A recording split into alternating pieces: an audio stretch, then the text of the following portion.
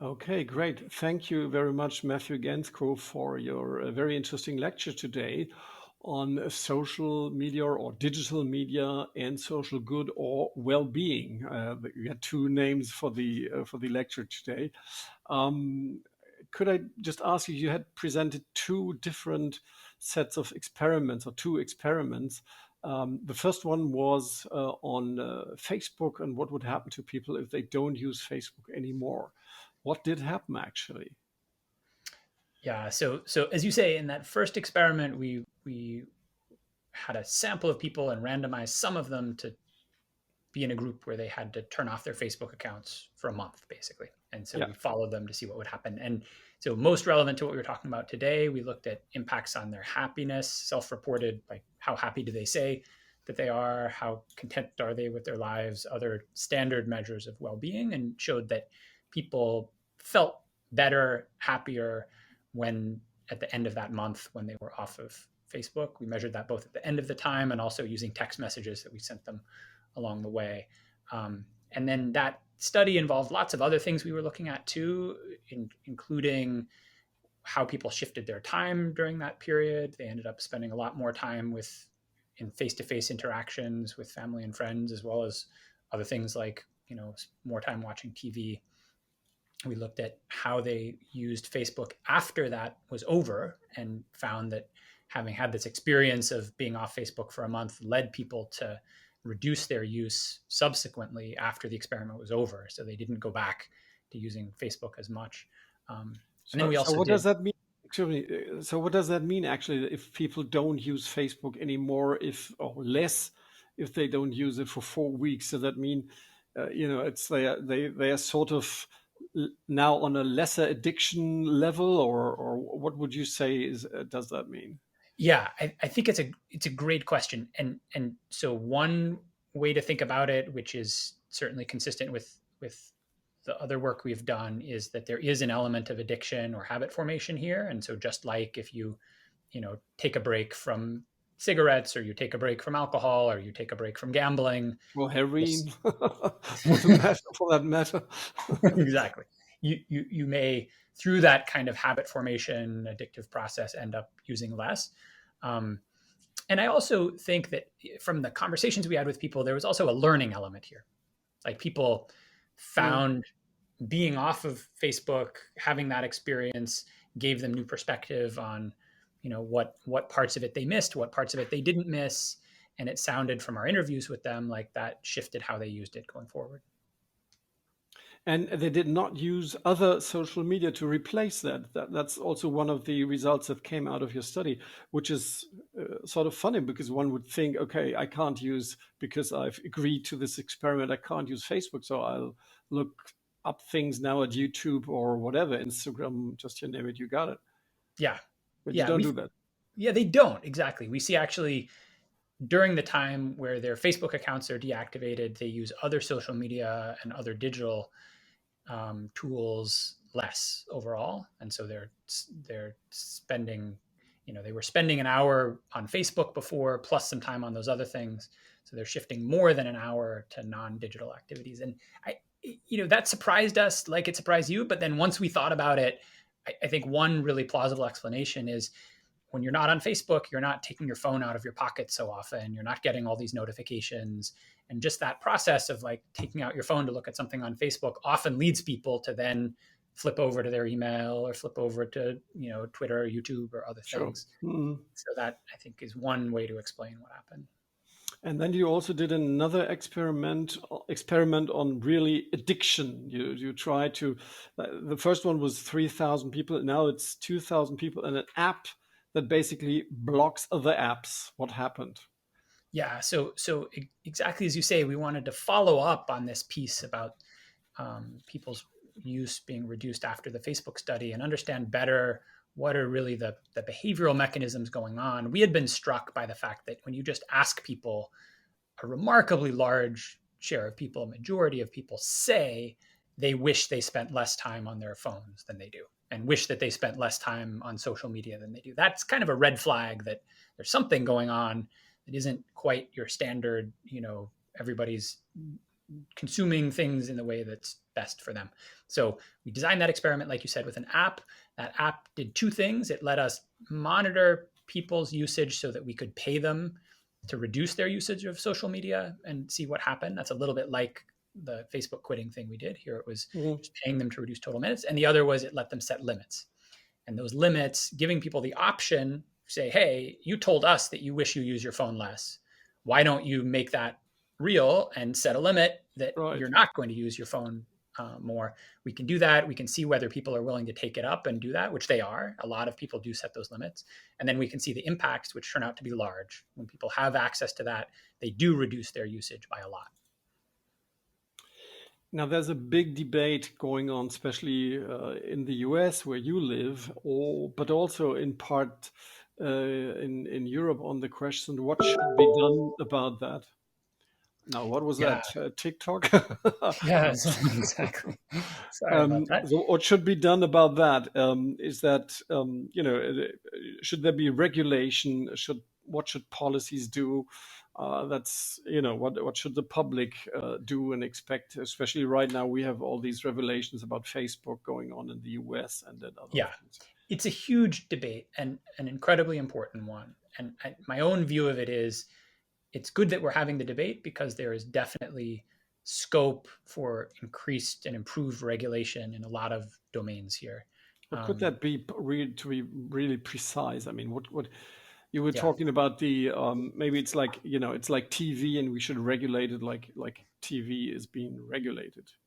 Yeah, well, I think that the thing that seems important to me is that there are domains here. There are a lot of places here where things could be better.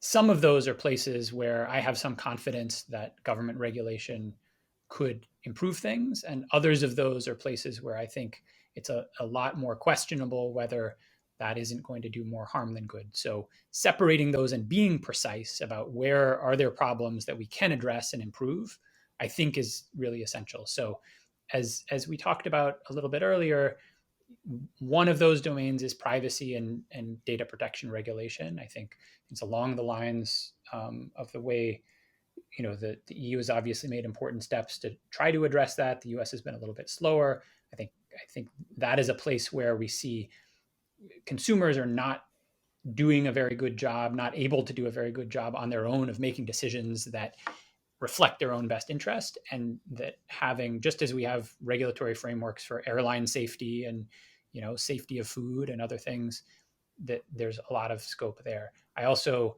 as we talked about, I think there's a whole side of this question about addiction and smartphones and social media that relates to children and adolescents, and I think that's a place where the harms are large, the scope for potential regulation to limit, just as we limit at what age you can drive, at what age you can smoke, at what age you can drink. I think there's similar kinds of regulation there. One of the most troubling things to me in this whole Facebook files leak discussion that we've had in the US was, Facebook's recent efforts to create products to target even younger children with social media products. That kind of thing seems to me especially dangerous.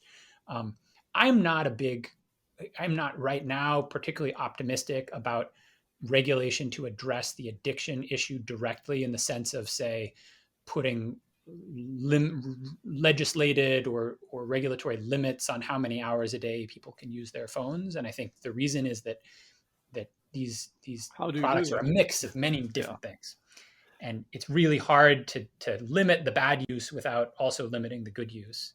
And there are people who have, it differs dramatically across people. There are people who have, big problems and other people who don't. And I think a combination of private sector solutions to this. I think one thing that's been incredibly helpful, just to say, is public pressure. I think the pressure and attention to these issues, calling attention to these issues, the public discussion of it has already been quite effective in focusing the attention of these companies to some extent on these issues. And Apple, Google have built tools into their operating systems that take a step in the direction of letting people limit their usage. I think that kind of thing has a lot of potential going forward. Although sometimes you get the feeling it's maybe hypocritical. They try to take or deflect the pressure and try to pretend as if they were doing something without really doing something or Yeah, I changing. mean, that's a hard. I'm How? not. I don't want to be an apologist for those companies, but I Yeah. think that it's a hard. One can always say that about anything that they're going to do. I think the question is, have they created tools that actually do make a difference? And I think the evidence suggests that, say, screen time on iOS is at least something that is a lot of people are using. They've set it up in a way that it's on by default, um, Mm. and so they like they have not, nor should we expect those companies to do things that dramatically curtail how much people are using their phones. If Mm. something Apple would do to make sure Sure. people cannot use their phones for more than 30 minutes a day, I don't see them doing that. We wouldn't expect them to. It's not in their interest. No. So, too bad that they're not doing, or Facebook saying, you know what, this whole teenage thing is such a disaster. We're not going to let anybody under age 18 use our products. Yeah. Market incentives are not going to permit that. But I think on the margin, we should give some credit and encouragement and support to the places where they are um, making, at least incrementally, pushing things in the right direction. Mm. You also said, it's pretty similar maybe to TV regulations, but we were talking about TV regulations in the US and not like in these public broadcasting systems that we most of the time have in Europe. Yeah, I think the role of public broadcasting and kind of public provision here is important. The ship has kind of sailed on that for social media. I think I don't really see a world where we create new public social media networks, say, to play the analogous role that public Mm. television played. But I think we have good evidence that public the important role of public broadcasting in Europe had some really important positive effects on political polarization and other issues like that. And so I think it's a tricky question because a lot of the origin of the way we regulate media, both in the U.S. and in Europe, grew out of concerns about the government potentially using media as a tool of manipulation. And there's a real balancing act there, but I think there's a, a good history in Europe of places where that balancing has been done well, and the result has been pretty high quality, broadcasting news that has had positive effects. Just maybe one last question, if I may, is on the question of polarization, because you were just mentioning it. Is there a way out of this political polarization in the US? Because what you see from Europe seems to be like, it's still not moving into some sort of centered discussion. It's still moving apart. Yeah, Is there yeah. a I way wish at I had. all? I wish I had a positive proposal for you of how we're going to get out of this. I think one really important thing to say is my read of all of the evidence is that digital technologies we're talking about here can be an amplifier of that, but are not its fundamental root cause.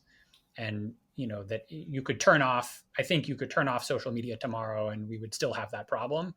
And that problem would still be getting deeper and getting worse. And so I think the real roots of it are in in both things like the political dynamics, what the parties are doing, what the leaders are doing, what kind of leaders are involved, and the strategic incentives that they have, and some deep issues in the U.S. related to inequality and race and other things that have kind of been there for a long time and are being brought to the surface by some of what's happening. So I think media has a part in this. Cable television also, as we were talking about with TV and public broadcasters, that has a big part of it. But the root causes are deeper, and I think we're going to need to do something with those to get out of this spiral that we're in. Okay, great. Thank you very much for your very deep insights.